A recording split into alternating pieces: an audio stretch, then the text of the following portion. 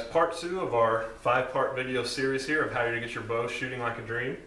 What you're going to do now is, now that we have our new strings on, we're going to tie on a temporary D-loop so we can check our timing and our cam lean at full draw. So what I've simply done here is I've taken my bow square, run it dead center through your rest mounting holes or your burger button holes, whichever you want to call it, and I'm going to come over, find the dead center of my string there, mark it with a Sharpie, and that is where I'm going to tie my temporary D-loop. Stay tuned. So now that we have our string marked right where we want our D-loop, we're going to quickly show you how to tie this D-loop. Now remember, this isn't the final D-loop, so it doesn't have to be pretty or perfect. What I do to start off, I'll zoom in on your hands.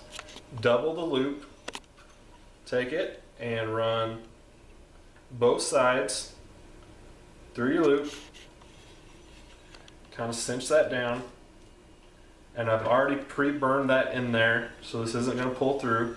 There we go. Yep. Okay, so I've got that right where I want it now. I'm right over my Sharpie mark, and I'm simply going to tighten that down nice. You don't want this coming off. And then what you do is you come over to your side of the string. It's important your first knot faces to the left, and then your bottom knot is going to face away from you. You want them on opposite sides, that way your D-loop tightens and doesn't constantly spin.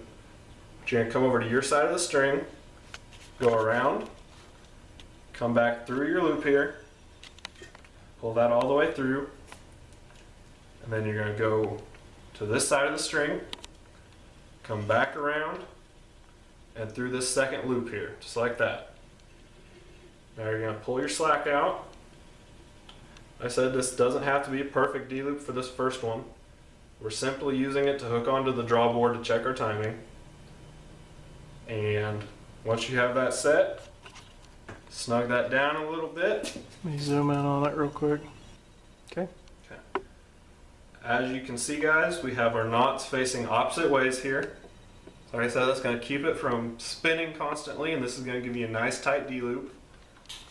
So once you've got that set, come over, take a knife, pair of scissors, whatever you need to do, and cut that about, leave yourself just a little bit of room there. Get that cut. You're going to take your lighter,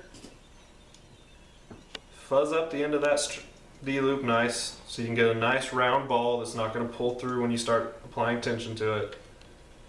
Kind of swing it off to the side so you're not going to burn your string or your D-loop once you melt this. Be very careful not to burn your brand new strings.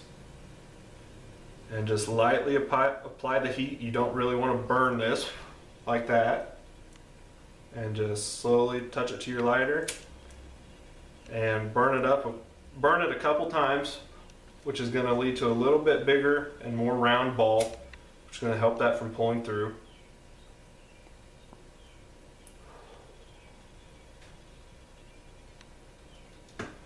And just like that, now we're ready to go ahead and tighten this up. So what I like to do is, you can get special D-loop pliers, whatever you want, but since this is a temporarily, I'm not going to go crazy. I take a pair of needle nose pliers, insert it in the gap there, and simply spread that out, and that's going to get that D-loop nice and secure. Make sure it's not going to come apart. And then just to double check, before I put any kind of release on this and draw it back for the first time, I simply take an Allen wrench, run it through there, hold on to my string, and pull on that about as tight as I can. Make sure this thing's not going to let go on you, and you've got a safe, secure D-loop there. And we'll move on to throwing this in the draw board and checking our timing.